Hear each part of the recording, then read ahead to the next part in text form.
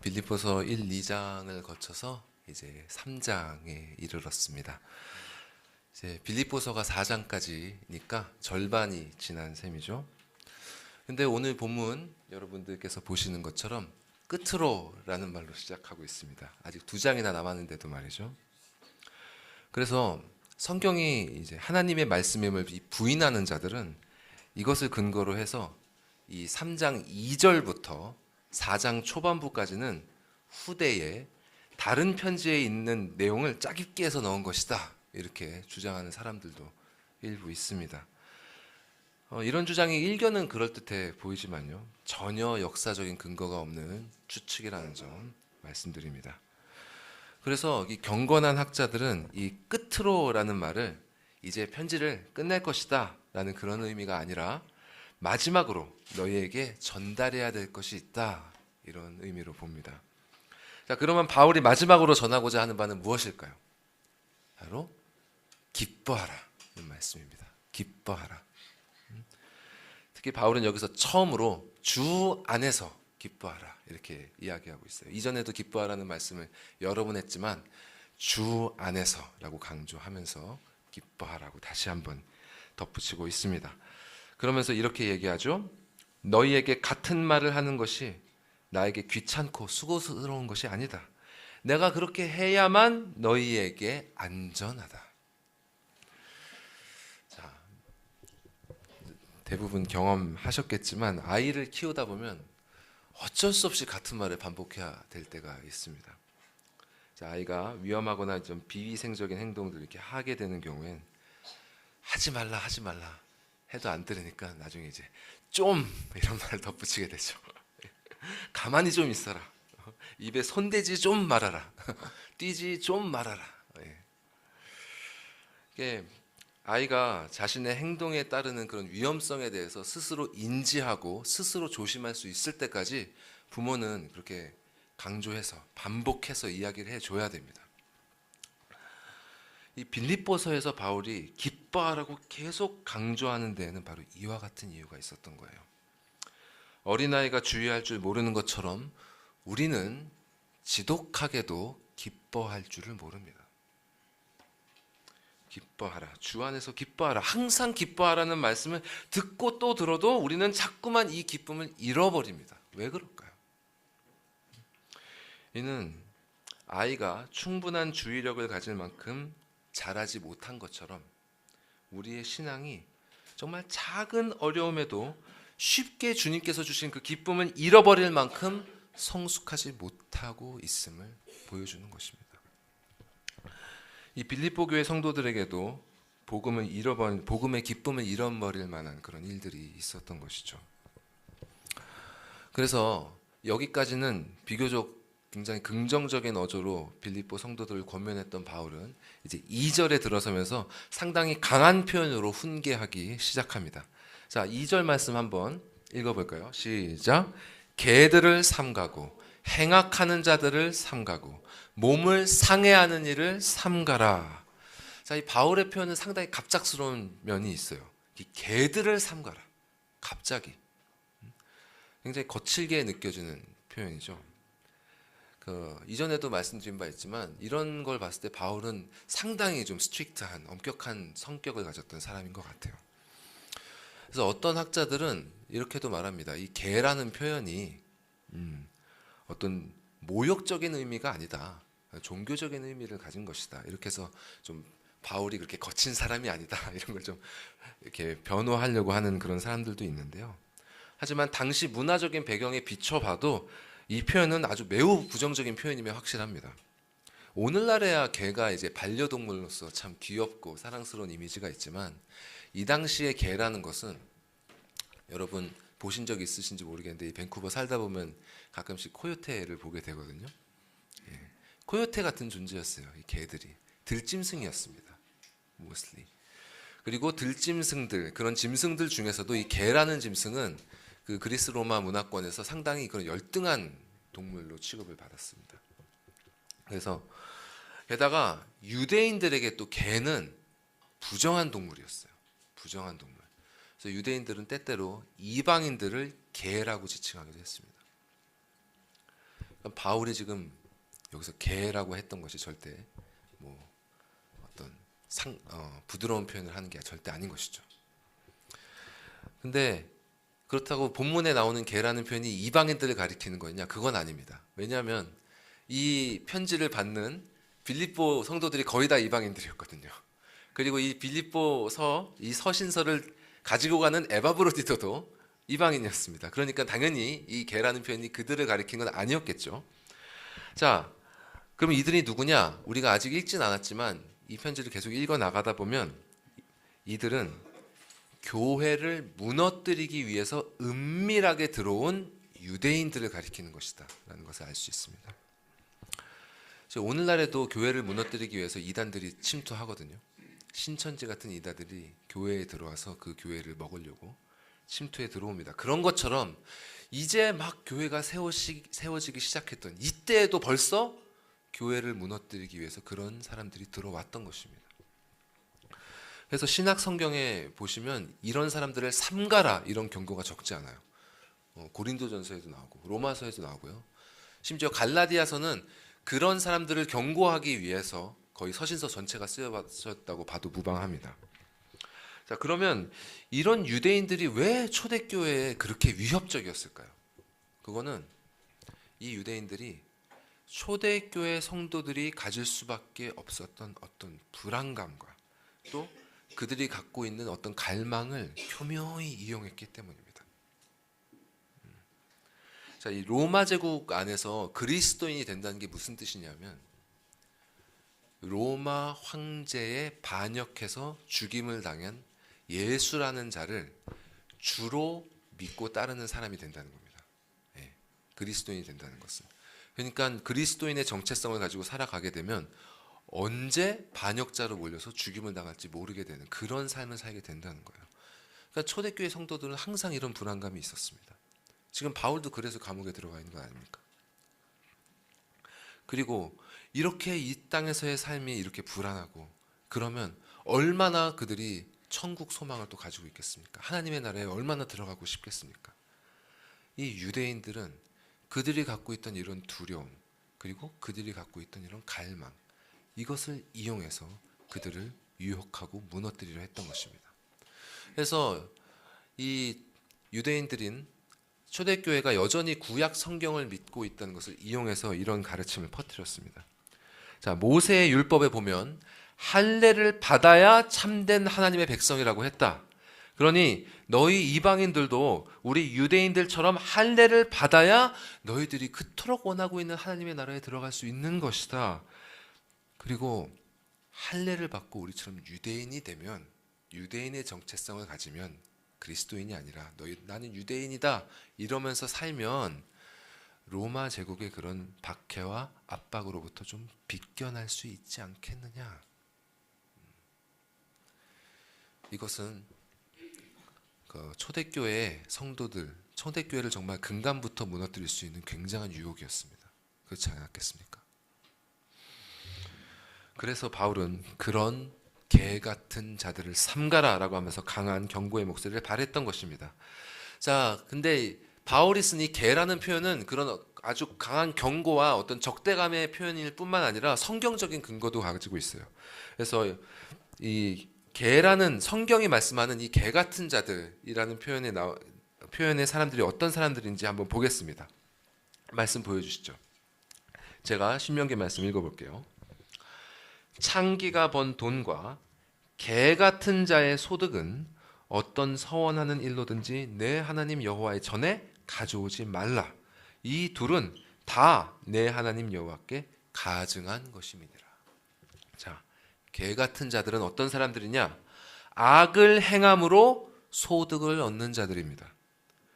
음란하게 몸을 파는 것이 악한 일인 것처럼 개 같은 자들도 그런 음란한 일을 행함으로 이득을 얻고 사는 사람들입니다.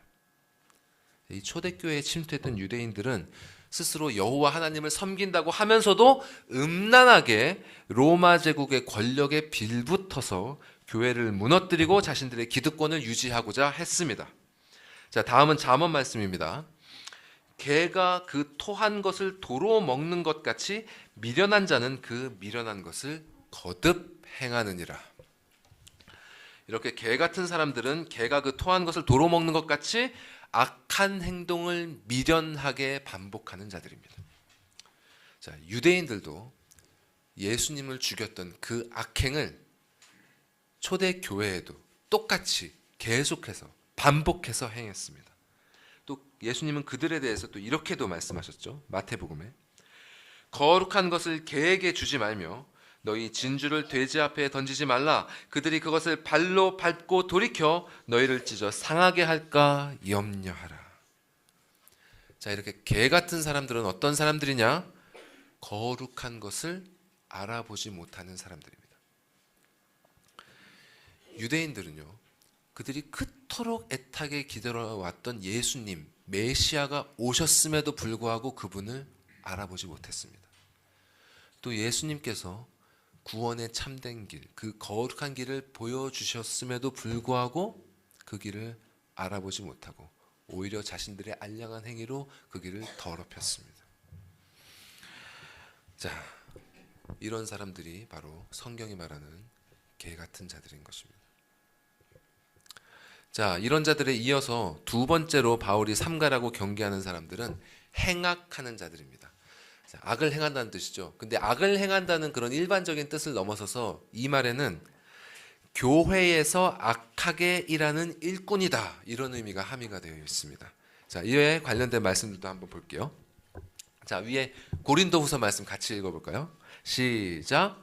그런 사람들은 거짓 사도요 속이는 일꾼이니 자기를 그리스도의 사도로 가장하는 자들이니라.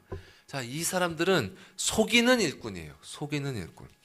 겉으로는 진리를 전하는 자들처럼 보이지만 실은 사람들을 비진리로 거짓으로 이끄는 자들인 것입니다. 자, 다음 누가복음 말씀도 읽어보겠습니다. 시작. 그때 너희가 말하되 우리는 주 앞에서 먹고 마셨으며 주는 또한 우리의 길거리에서 가르치셨나이다 하나 그가 너희에게 말하여 이르되 나는 너희가 어디에서 왔는지 알지 못하노라. 행악하는 모든 자들아 나를 떠나가라 하리라. 자, 이 말하는 사람들이 주 앞에서 먹고 마셨다, 우리가 길거리에서 가르쳤다, 이렇게 말하는 자들, 이 자들이 바로 행악하는 자들이죠. 그들은 스스로 주님의 일꾼이라고 생각을 합니다. 교회를 해하기 위해서 들어온 유대인들도요, 자기들이 여호와 하나님을 섬기기 위해서 그 짓을 한다고 생각했습니다. 그래서 그들은 교회에 들어와서 먹고 마십니다. 성도들과 함께 말씀을 듣고 성찬을 받습니다. 하지만 마지막 날에 그리스도께서 무엇라 말씀하십니까? 나는 너희가 어디에서 왔는지 알지 못하노라. 행악하는 모든 자들아 나를 떠나가라. 그들은 교회에 속해 있고 스스로 주님을 섬기는 자라 생각하지만 결국 버림받는 자들인 것입니다. 자, 세 번째로 바울은 몸을 상해하는 일을 삼가라고 훈계를 합니다. 이 몸을 상해하는 일은 1차적으로 할례를 의미해요. 그래서 예전에 개역 한글 성경은 손할례당을 삼가라 이렇게 번역을 했습니다. 자, 근데 할례라는 것 자체가 나쁜 건 아니죠.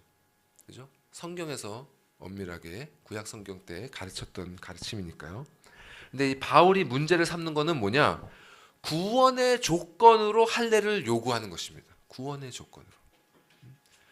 이렇게 구원의 조건으로 사람에게 무엇인가를 요구하는 것은 몸을 상해하는 것, 즉 사람이 스스로 몸을 자해하도록 하는 것과 다름이 없습니다. 자신의 영혼을 구원하겠다고 하는 그 일이 오히려 자기 자신을 스스로 행하고 스스로의 영혼을 죽이는 일이 되는 것입니다. 여러분, 지금도 사람들을 이런 방향으로 몰고 가는 자들이 얼마나 많은지 모릅니다. 앞에 개 같은 자들, 행악하는 자들처럼 세상 권력에, 세상 권세에 음란하게 빌붙어서 자신들의 이득을 위해 성도들에게 불안감을 조장하는 그런 개 같은 자들이 지금도 있습니다. 개가 토한 것을 다시 먹듯이 악행을 반복하고 거룩한 말씀은 가려버리고 속이는 일꾼이 되어서 바른 구원의 길에서 벗어나 멸망의 길로 성도들이 가도록 부추기는 그런 자들이 지금도 있습니다. 그들은 사람들이 두려워하는 것과 갈망하는 것을 이용해서 사람들이 돈과 시간과 에너지를 자신들의 이익을 위해 사용하도록 만듭니다.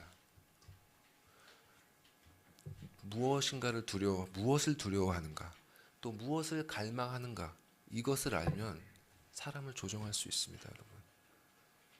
그렇게 해서 장사꾼들도 장사를 하고, 정치인들도 장사를 하고, 종교인들도 장사를 하는 것입니다. 그들은 이렇게 얘기합니다. 하나님의 진노에서 구원을 받고 싶은가? 이 세상에서 하나님이 주시는 복을 누리고 싶은가? 그러면 이대로 있으면 안 돼.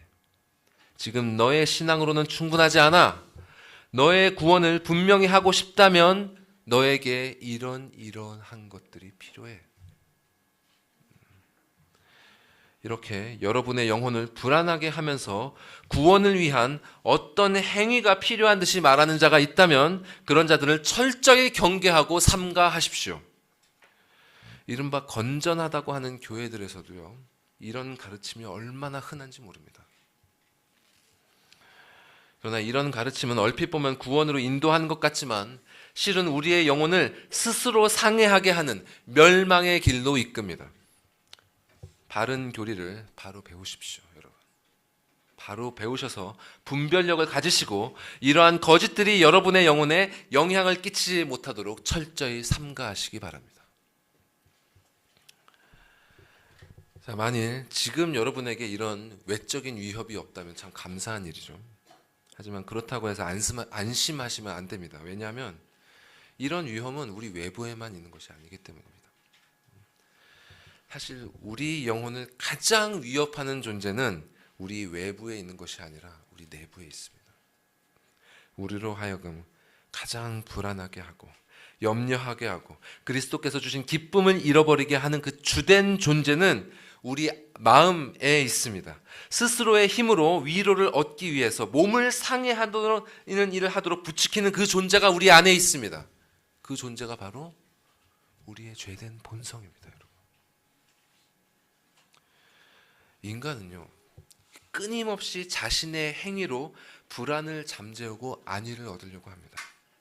우리가 하는 이 모든 행동들의 동기를 가만히 살펴보십시오, 여러분. 온통 그런 일들 아닙니까? 이것이 죄로 말미암아 타락한 인간의 태생적인 불안입니다. 아담의 타락 이래로 인간은 태어나면서부터 이런 불안에서 벗어날 수 없습니다. 왜냐하면 죄의 영향력으로부터 온전히 자유로운 사람은 한 사람도 없기 때문입니다. 소요리 문답은 죄를 이렇게 정의하죠. 혹시 기억나는 분 계신가요? 죄는 하나님의 법을 완전히 어기는 것과 아니면 하나님의 법에 순종을 하더라도 부족하게 순종하는 것이 바로 죄입니다. 그리고 이 하나님의 법은 모든 사람의 양심에 도덕법으로 새겨져 있죠.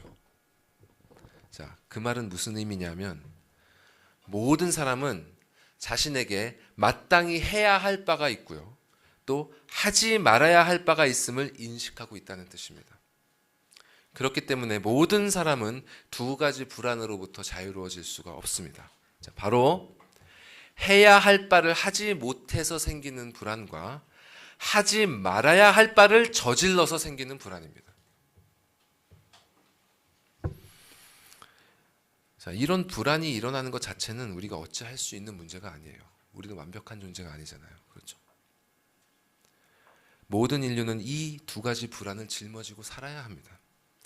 근데 우리가 다뤄야 할 진정한 문제는 그것이 아니에요. 우리가 다뤄야 할 진정한 문제는 죄로 오염된 우리의 본성이 자꾸 이 불안을 나 자신의 행위로 해결하려 한다는 데 있습니다. 우리는 자꾸 스스로의 힘으로 자기 자신을 구원하려고 합니다. 이것이 바로 죄된 본성이 우리 영혼의 멱살을 움켜쥐고 끌고 가는 방향인 것입니다. 자, 이 자신의 행위로 이런 본성적인 불안을 해소하기 시작하면 무슨 일이 일어날까요? 바로 그 불안을 해소하기 위해 하는 그 행위가 나를 얽어매기 시작합니다. 그래서 그 행위에 사로잡혀 노예가 됩니다. 자, 유대인들은 율법에 순종하는 그들의 행위의 노예가 되었습니다. 율법을 지켜서 하나님의 백성이라는 이 외적 표식을 갖추고 있으면 자신의 구원은 흔들리지 않으리라는 그 생각이 그들에게 위안인 동시에 그들을 지배하는 권세였던 것입니다. 사실 우리가 알아차리지 못하고 있을 뿐이지 우리에게 위안과 행복을 주는 어떤 행위가 오히려 우리의 영혼을 움켜쥐고 있는 경우가 적지 않습니다. 여러분 생각해 보십시오. 여러분은 무엇으로부터 이 고된 삶 가운데 안위를 얻고 계십니까? 여러분을 행복하게 하거나 보람을 느끼게 하는데 어떤 것들이 필요하십니까? 그런 것들을 충족하기 위해 얼마나 많은 시간과 에너지를 지금 쓰고 계십니까? 이 엄밀하게 우리 자신의 삶을 들여다보면 사실 우리는 하루 대부분의 시간을 이러한 행위로 채우고 있어요. 하지만 우리는 나 자신이 이렇게 살아가고 있다는 사실을 잘 인식하지 못합니다. 왜냐하면 이는 원죄를 가진 인간이 태어날 때부터 인식하고 있는 유일한 세계관이기 때문입니다. 이 불신자는 말할 것도 없고요. 신자조차도 참신자가 아니라 자신을 신자라고 생각하는 사람들조차도 이 세계관으로부터 한 번도 벗어나 보지 못한 사람들이 교회의 태반입니다. 게다가 거듭난 신자라 할지라도 어느새 자신도 모르게 이 세계관 안에 다시 들어와서 그 안에서 허우적거릴 때가 얼마나 많은지 모릅니다. 이러한 행위 구원의 세계관에서 빠져나오기 위해서 오늘 본문이 우리에게 제시하는 해결책이 바로 기쁨입니다. 여러분, 기쁨. 그리스도 안에서의 기쁨. 이 인간이 추구하는 이 행복이라는 것은 어떤 조건의 충족에 달려 있습니다. 뭔가가 충족돼야 우리는 행복하다고 생각해요. 하지만 성경이 가르치는 기쁨은 그렇지 않습니다. 이 기쁨은 오직 그리스도의 공로를 바탕으로 하기 때문에 그분 외에 그 어떤 것이 있든 없든 간에 상관없습니다. 하나님이신 그분께서 바로 이 기쁨의 근원이시기 때문에 그 어떤 일이 닥쳐온다 해도 신자는 기뻐할 수 있습니다. 그분이 구원을 이미 이루셨기 때문에 이 신자의 기쁨은 흔들리지 않습니다. 그러므로 거듭난 신자는 자신을 행복하게 하고 이 만족시키려는 동기에서 행동하는 것이 아니라 흔들리지 않은 이 기쁨을 주신 주님께 감사하고 그분을 사랑하는 그 동기에서 행동합니다. 이 기쁨의 에너지가 모든 행위의 동기가 되기 시작합니다. 이 자기 안에서의 불안과 근심이 아니라 그리스도 안에서의 기쁨이 모든 일의 시작점이 되어 가는 것입니다. 여러분, 이 기쁨을 경험하신 적이 있으십니까? 이 기쁨을 경험하면요, 죄의 유혹이라는 것이 얼마나 시시하게 여겨지는지 모릅니다. 여러분, 이 기쁨이 생생하게 우리에게 있을 때는 죄의 유혹, 달콤한 유혹 같은 것은 눈에 들어오지도 않습니다. 그리스도께서 주시는 참된 기쁨의 맛은 다른 모든 것들이 주는 즐거움이 얼마나 허무하고 하찮은 것인지를 깨닫게 합니다. 어른이 되었을 때 어린아이의 일에 흥미를 잃는 것처럼 성숙한 신자는 잠깐 불안과 근심이 찾아오더라도 이전과 같이 스스로 그것을 해소하려는 방식으로 일을 해결하지 않습니다. 그리스도께서 주신 이 기쁨을 누림으로써 신자는 실로 모든 것을 이겨낼 수 있습니다. 그렇기 때문에 바울은 계속해서 끊임없이 이렇게 권고했던 것입니다. 기뻐하라. 항상 기뻐하라. 주 안에서 기뻐하라. 여러분, 주 안에서 기뻐하십시오. 자, 그러면 이런 기쁨은 어떻게 가질 수 있을까요? 주 안에 있어야 기뻐할 수 있겠죠? 자, 그러면 그리스도 안에 속하려면 어떻게 해야 되는가? 할례를 받아야 됩니다. 당연히 몸의 할례가 아니라 마음의 할례를 받아야 됩니다. 이것이 바로 성경에서 가르치는 진정한 할례의 의미입니다. 이 마음의 할례라는 것이 뭐 나중에 이렇게 덧붙인 게 아니에요. 할례의 율법을 주셨을 그 처음부터 하나님께서는 마음의 할례를 받아야 함을 가르치셨습니다. 자, 이 할례는 마음의 할례는 다른 말로 회심 또 회개라고 볼 수 있어요. 마음의 할례에 대한 말씀들 한번 살펴보겠습니다. 함께 신명기 30장 말씀 읽어볼까요? 시작. 내 하나님 여호와께서 내 마음과 내 자손의 마음에 할례를 베푸사 너로 마음을 다하며 뜻을 다하여 내 하나님 여호와를 사랑하게 하사 너로 생명을 얻게 하실 것이며. 자, 마음의 할례는 하나님께서 베푸시는 은혜입니다.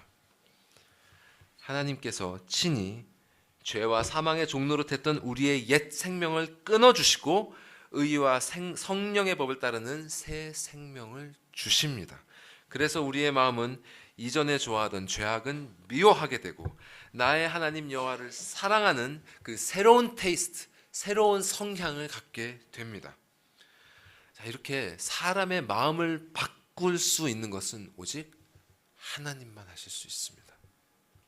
이러한 하나님의 주권적인 은혜가 없으면 사람에게는 절대로 마음의 할례가 일어나지 않습니다. 자, 이렇게 마음의 할례는 하나님께서 주체가 되어 일어나는 일이지만 그 과정에는 반드시 또 사람의 순종이 뒤따르게 되어 있습니다. 이번엔 10장 말씀 밑에 말씀 한번 읽어볼까요? 시작.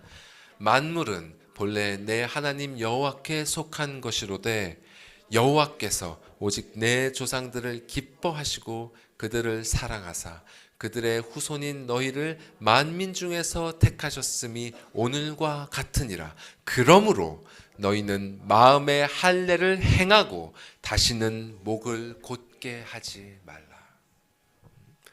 자, 이처럼 마음의 할례는 하나님께 택함을 받은 신자들이 마땅히 순종해야 할 바입니다. 자, 그럼 어떻게 하라는 것일까요?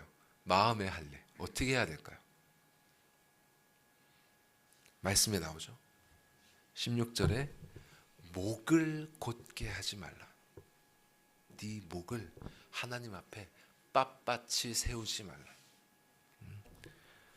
우리의 마음을 낮추어서 겸손히 하나님 앞에 고개를 숙이라는 것입니다. 고집스러운 자신의 뜻을 꺾고 하나님의 뜻 앞에 겸허히 엎드리라는 것입니다. 그런데 성경은 이러한 마음의 할례가 단번에 끝나는 것이 아니라 평생에 걸쳐 지속되어야 한다고 또 말씀하고 있어요. 이 몸의 할례는 단회적이지만 마음의 할례는 지속적입니다. 이런 점에서 마음의 할례는 단 한 번 일어나는 회심이기도 하지만 계속해서 우리가 순종해야 하는 회개이기도 한 것입니다. 자, 다음 예레미야 말씀 한번 읽어보겠습니다. 시작. 유다인과 예루살렘 주민들아 너희는 스스로 할례를 행하여 너희 마음 가죽을 베고 나 여호와께 속하라. 그리하지 아니하면 너희 악행으로 말미암아 나의 분노가 불같이 일어나 사르리니 그것을 끌 자가 없으리라. 자, 하나님께서는 이미 몸의 할례를 받은 이스라엘 백성들에게 스스로 마음의 할례를 행할 것을 요구하셨습니다. 생사를 베어내는 것에 극심한 고통이 뒤따르듯이 우리 마음에 들러붙어 있는 이 죄를 베어내는 것은 너무나 어려운 일입니다. 이전부터 항상 해오던 그 방식을 포기하고 새로운 길을 선택하는 것은 정말 어렵습니다. 이 태생적으로 일어나는 그 불안감을 스스로의 행위로 해결하려는 그 원초적인 충동을 꺾어버리고 그 불안감을 오롯이 그리스도께 가져가는 것. 해보신 적 있습니까? 정말 쉽지 않은 일입니다. 그래서 신약 성경은 이를 가리켜서 또 다른 표현으로 죽는 일이라고 표현하고 있습니다. 죽는 일. 자, 또 다음 말씀도 보겠습니다. 자, 골로새서 말씀 보시면 또 그 안에서 너희가 손으로 하지 아니한 할례를 받았으니 곧 육의 몸을 벗는 것이요 그리스도의 할례니라 너희가 세례로 그리스도와 함께 장사되고 라고 했어요. 자, 이 말씀이 명확히 보여주는 것처럼 이 구약의 할례는 세례로 이어집니다. 자, 세례가 무엇입니까? 세례. 그리스도와 함께 이 죄된 옛 자아가 죽은 것을 표시하는 것입니다. 그리고 고린도전서에서 사도 바울은 뭐라고 말합니까? 형제들아 내가 그리스도 예수 우리 주 안에서 가진 바 너희에 대한 나의 자랑을 두고 단언하노니 나는 날마다 죽노라. 자신의 옛 자아가 날마다 죽는다고 고백하고 있습니다. 자, 이어서 히브리서는 이렇게 말씀합니다. 너희가 죄와 싸우되 아직 피 흘리기까지는 대항하지 아니한다. 자, 이처럼 마음의 할례는 이 죄로 물든 옛 자아가 죽을 때까지 피를 흘리며 싸우는 것과 같은 그런 처절함이 동반되는 것입니다. 제가 이전에 그 하나님의 뜻대로 하는 근심에 대해서 말씀드렸죠. 마음의 할례를 매일매일 행하는 그 과정에서 그런 근심이 일어납니다. 자신을 죽이고 이 옛 자아를 죽이고 진정으로 그리스도께 순복하는 것은 이렇게나 어렵고 힘겨운 것입니다. 그런데 감사하게도 마음의 할례는 신자에게 이렇게 힘겨운 일로만 다가오지 않아요. 자, 사도 바울은 뭐라고 했습니까? 고린도전서에 이 마음의 할례가 자신의 자랑이라 그랬죠. 왜냐하면 골로새서 말씀처럼 그리스도와 함께 장사된 자는 하나님의 은혜로 말미암아 그리스도 안에서 그분과 함께 일으키심을 받기 때문입니다. 오늘 아이들이 부활에 대해서 배웠는데요. 우리는 그리스도와 함께 죽을 뿐만 아니라 다시 일으키심을 받습니다. 그렇게 마음의 할례로 옛 자아를 죽이면 하나님께서 주신 이 새 생명은 그리스도께서 주신 그 승리의 기쁨을 누리게 됩니다. 죄악의 권세를 이겨내신 그분께서 진정한 자유, 참된 평안함을 우리에게 누리게 해 주시기 때문에 정말 절로 감사와 찬송이 나오게 되는 것입니다. 이 진정한 크리스천의 삶은 바로 이 지점에서 시작됩니다.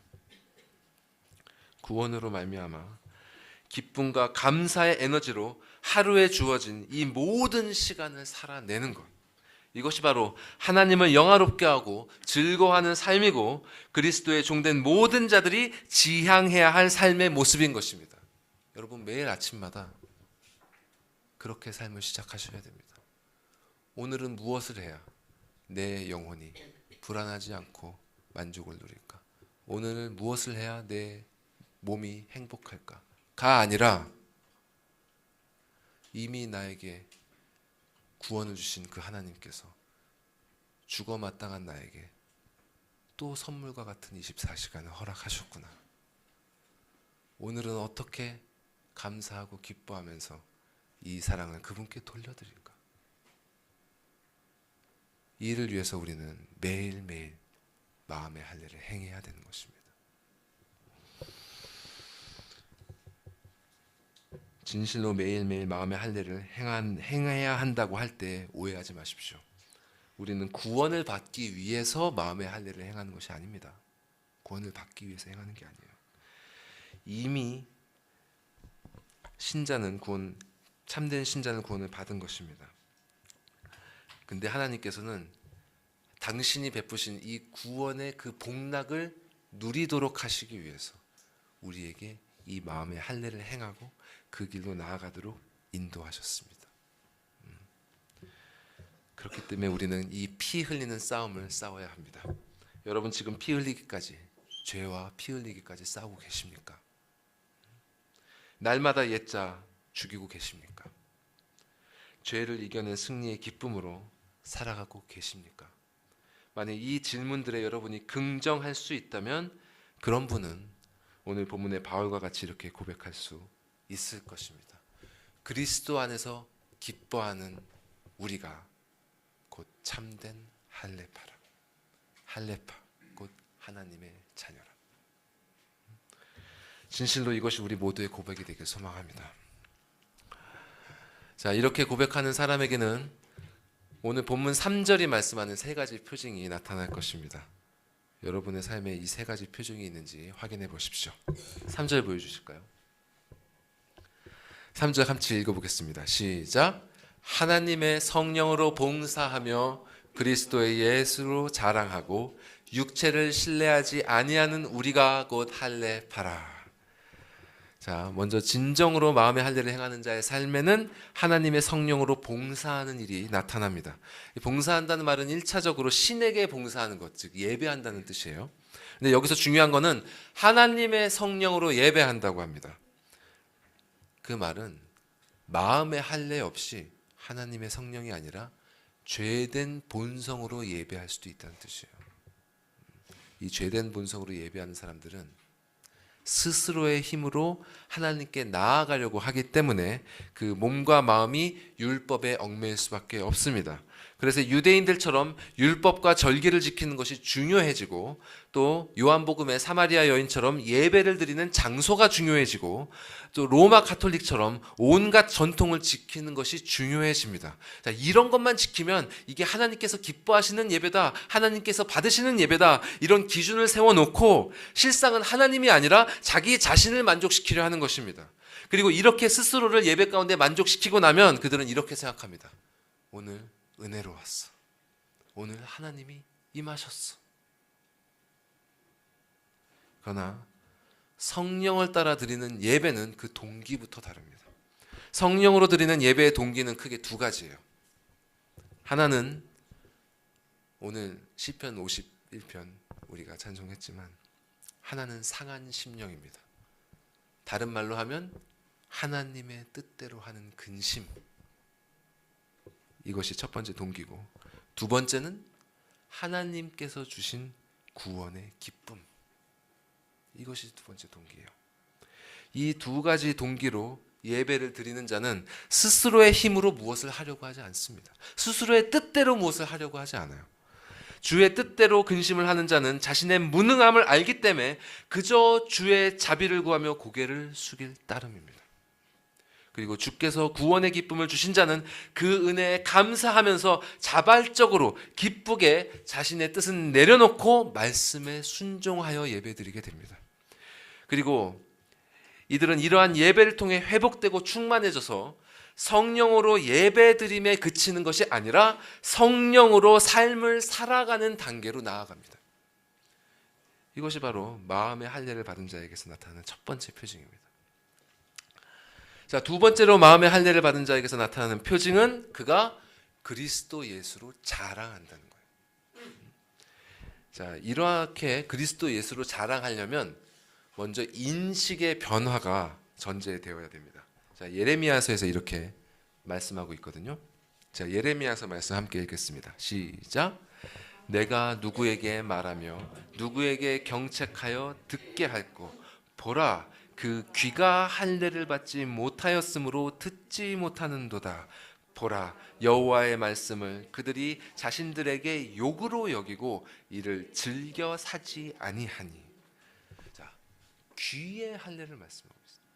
귀가 할례를 받지 못해서 여호와의 말씀을 듣지 못한다고 합니다.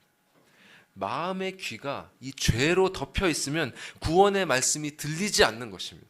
오히려 그 말씀을 자신들에게 욕으로 여긴다 그랬어요. 죄를 회개해라. 너희 자신의 그 어리석은 뜻을 꺾고 여호와 하나님의 뜻에 순복해라. 이 말씀이 그들에게는 욕설로 들리는 것입니다.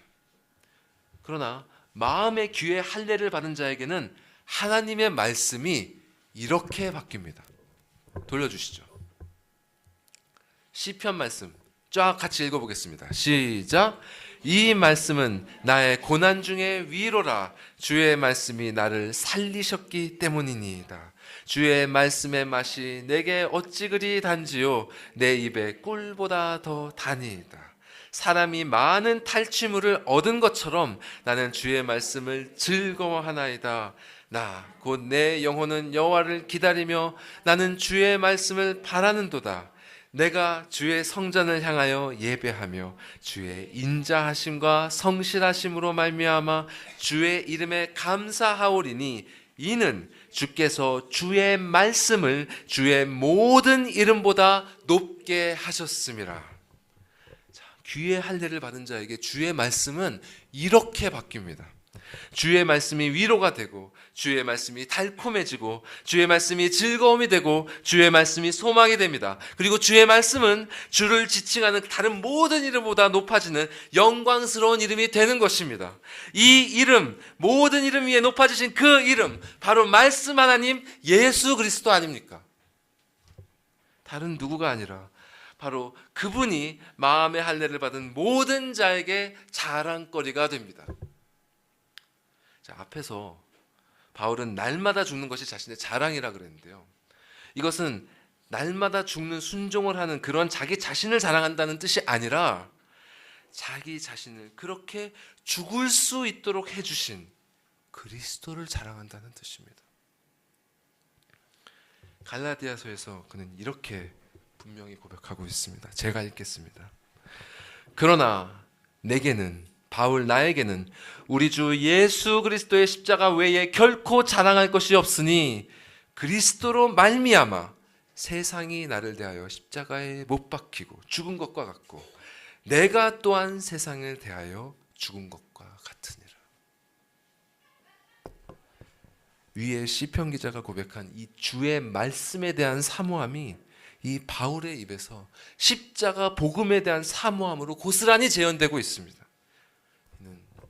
우리에게도 마찬가지여야 합니다. 우리에게 이것보다 더 자랑할 수 있는 것이 과연 무엇이 있겠습니까? 우리 손안에 있는 그 어떤 것 중에 무엇이 이것과 비교할 수 있겠습니까? 이 세상에 그 무엇이 그리스도의 십자가와 비견될 수 있겠습니까? 우리 성령의 은혜가 임하사 다른 것이 아니라 오직 그리스도가 여러분의 자랑이 되는 그 영혼의 변화가 여러분에게 있기를 간절히 소원합니다. 자, 이러한 변화가 임한 자는 마지막으로 자신의 육체를 신뢰하지 않습니다. 자신의 능력을, 자신의 판단력 신뢰하지 않습니다. 이것이 바로 마음의 할례의 본질입니다. 반드시 우리는 이것을 배워야 됩니다. 이것이 우리가 마지막으로 기억해야 될 교훈입니다. 자, 끝으로 여러분 모두가 잘 알고 계실 두 가지 성경 이야기로 말씀을 맺도록 할게요. 모세가 죽은 다음에 여호수아가 이스라엘 백성을 이끌었죠. 그리고 가나안 땅에 요단강을 건너서 가나안 땅에 비로소 입성했습니다. 그렇게 가나안 땅에 입성한 이스라엘 백성에게 하나님께서 명하신 첫 번째 명령이 바로 할례를 받으라는 것입니다. 왜냐하면 그 출애굽을 했던 첫 번째 세대는 다 죽었잖아요. 그리고 광야에서 태어난 두 번째 세대, 그리고 당시 어렸던 그 두 번째 세대들은 아직 광야였기 때문에 할례를 받지 못한 상태였습니다. 그래서 하나님은 그들의 몸에 할례를 받게 하셨습니다. 할례를 받고 회복한 다음에 그 다음에 첫 번째 정복지인 여리고 성으로 나아가게 하셨죠. 그리고 그 성을 칼과 창으로 공격하라고 하신 것이 아니라 그저 삥 한 바퀴 돌으라고 하셨습니다. 여기서 중요한 것은 아무 소리도 내지 말고 입에서 아무 말도 내지 말고 그저 조용히 매일 한 바퀴씩 그 성을 돌게 하셨습니다. 그리고 7번째 날에는 7바퀴를 조용히 돌게 하시고 그때 비로소 백성들에게 외치라 명하셨고 그 말씀에 순종해서 백성들이 외치자 여리고 성이 무너졌습니다. 이것이 바로 마음의 할례입니다. 하나님께서는 이스라엘 백성들에게 몸의 할례를 받게 하신 후에 친히 마음의 할례를 가르치셨습니다. 그들의 입을 다물게 하시고 그저 조용히 말씀에 순종하게 하셨습니다. 자신의 힘을 의지하지 못하게 하시고 오직 말씀에만 의지하게 하셨습니다. 이 여리고성은 이스라엘의 전략 전술에 무너진 것이 아니라 오직 말씀에 조용히 순종함으로 무너집니다. 우리의 죄된 본성도 그렇게 죽일 수 있는 것입니다. 자, 마음의 할례 어렵습니다. 앞에서 말씀드린 것처럼 진실로 피를 흘리는 정말 처절한 전쟁입니다. 그러나 이 전쟁이 힘들고 고통스러운 이유는 사실 이 싸움 자체가 너무 어렵기 때문이 아니라, 하나님께서 이 싸움을 어려워하시기 때문이 아니라 하나님의 뜻대로 싸우려 하지 않는 나 자신 때문입니다. 이 진실을 우리는 직시해야 됩니다.